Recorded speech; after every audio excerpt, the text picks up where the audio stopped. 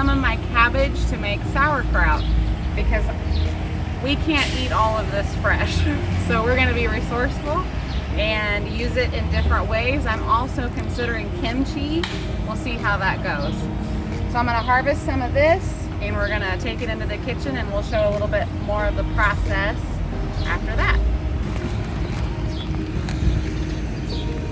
There's a tiny little baby ball head in there, a cabbage. She's beautiful. But we're not just gonna use that ball, we're gonna use the big leaves too. This one right here is gorgeous. This one? Yeah. Yeah, get a close up of that one. It's so pretty.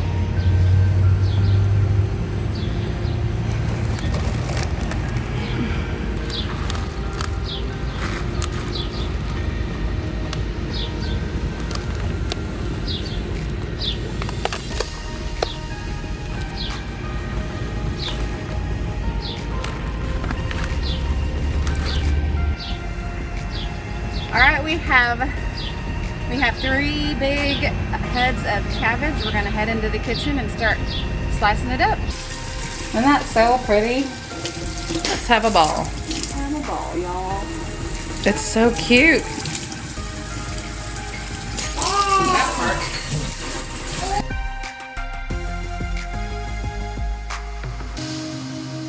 Before we slice up these cabbages and put them in our jar to ferment for the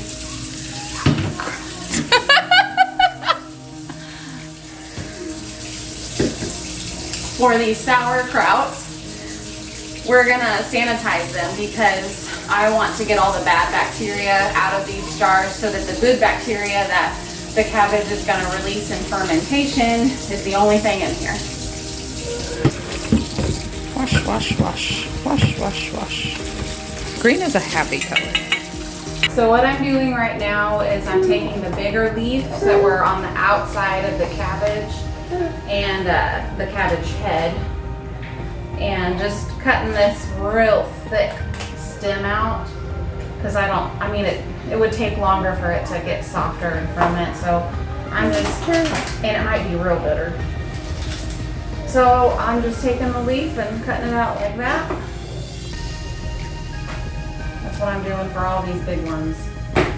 I won't have to with the little heads because their stems aren't nearly as broad and thick and hard. The stems are good for making soup too. Good saving for soup. We sure we can't do soup today? We can do soup today. That's the benefit of being us. We can just kind of do whatever we want to do. So truth be told, I have never made sauerkraut before, but I have made coleslaw, so I have a little bit of a hint on how to cut. But you guys are learning along with me. And by the time that this is published on YouTube, it will have been 3 weeks into the process, because that's about how long it's going to take for this to ferment and become what it's supposed to be. So I'm excited to see how it turns out, and I hope you are too. That's what we gotta do. Is we've got 4 tablespoons roughly of canning and pickling salt.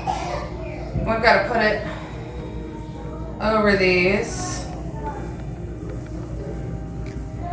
Seems like a lot, but apparently it's not.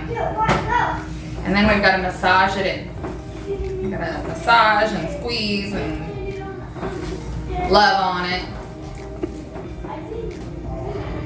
Don't even have to take it on a date first.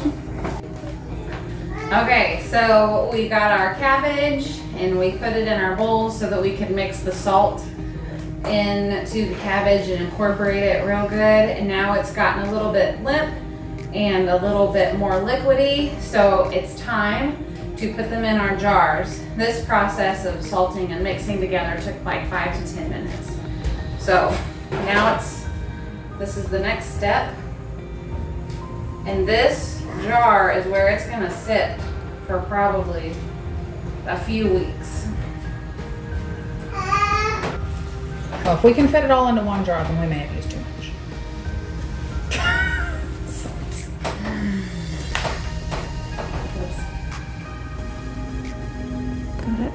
Right there.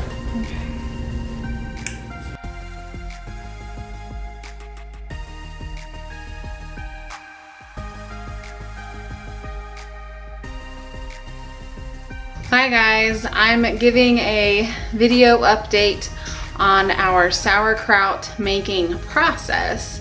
Last night I tasted the sauerkraut. It's not sauerkraut yet, it's just salted cabbage at this point because it's only been 24 hours. But I tasted it and it was extremely salty.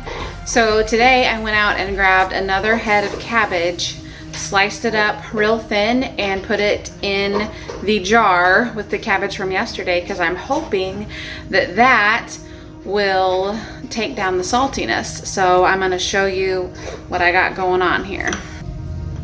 Okay, so the darker green there is from yesterday, and what I just added today is right there on top, that lighter green.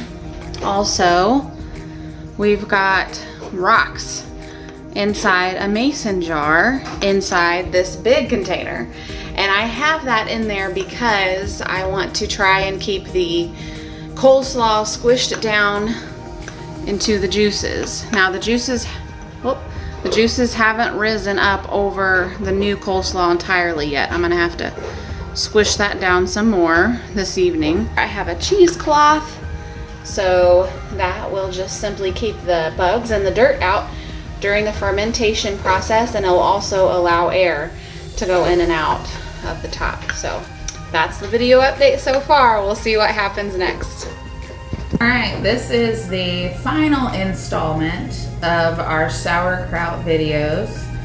It's been sitting for exactly 2 weeks. It's all pretty, and if you look close, we've got lots of little bubbles. We've been smashing it down all the time. I'm gonna get a close up of that. All right, go ahead. We smash it down a lot, and with the way that we did it with the jar, we can just smash it from right up here at the top. But we're gonna go ahead, we're gonna take off our cheesecloth. So all of this scummy, bubbly stuff is a sign of healthy fermentation. That means that all them gases it's doing what it's supposed to do. I'm not gonna get into science. It smells so good. I've been sniffing it the past few days now it's not too soft. It's still got a little bit of crunch to it. I can feel it with the fork, so it's not mushy. So let's see, we're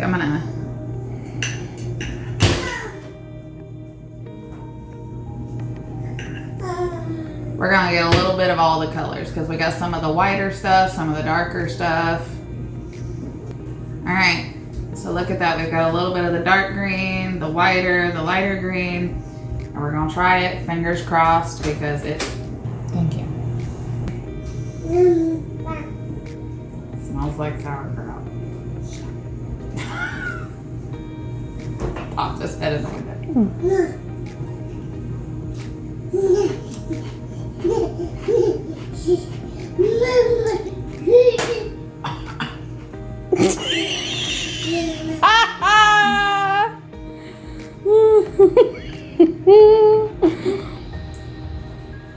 It's salty. Oh, darn it. I hope we had diluted it enough. It's salty. It's salty.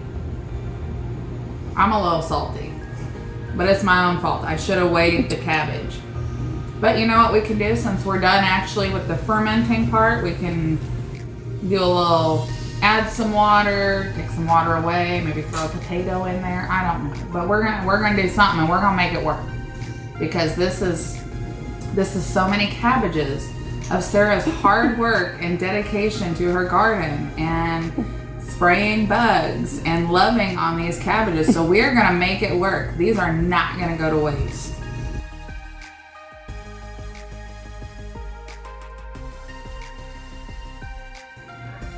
Alrighty, this is the final installment of sauerkraut. So we are going to give it the ultimate test. We're gonna do sausages and sauerkraut. We're gonna fry them up in a nice hot pan, and that's gonna be our lunch today. So we're just gonna chop all these up. We had some brats on hand. But you can also, the dog will get that.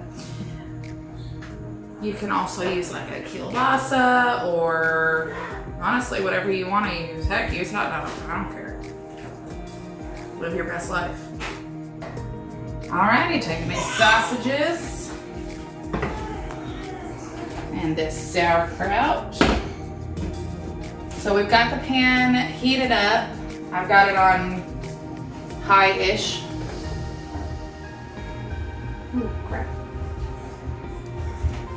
Slap some olive oil in there. Are you ready for this? I love a sizzle. So rizzle. It already smells good.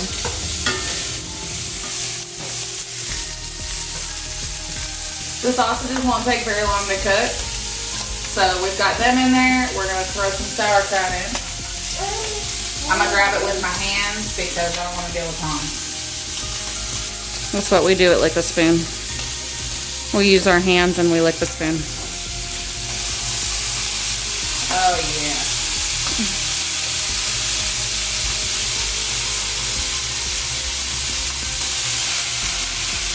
Oh, that smells really good. It is so good over a better rice. Yeah, girl. We need to get that in the cooker.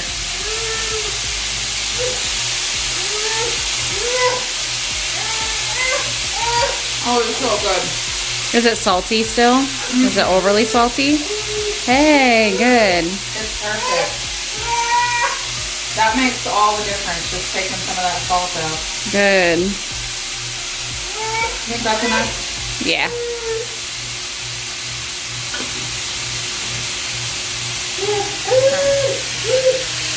We're gonna let that get kind of crunchy on one side for a minute, and I'm gonna start some rice in the Instant Pot. So, when the sauerkraut was done, we realized that we put way too much salt in it, so it was super salty. So we rinsed it, added water to it, and stuck it back in the fridge because it had already fermented. It was just super salty. And we let it set in that new water for a while. And let me tell you, that made all the difference. It tastes so good now. I've snuck a few bites while we were supposed to be cooking. Look at that. You don't get that kind of color from store-bought. If I was making it just for me, I'd probably add some hot stuff. But as it stands, it's gonna be so good. We don't need to add any of the extra stuff, which you'll very rarely hear me say because I love me some spices. But this is good just as it is. It's so excited. Alrighty, this got all cooked down. Now I plated up some rice already. We're gonna slap that on top. Okay, my plating's not the best, but there it is. Doesn't that look so delicious? We're gonna taste. I got some kraut, some sausage, some rice.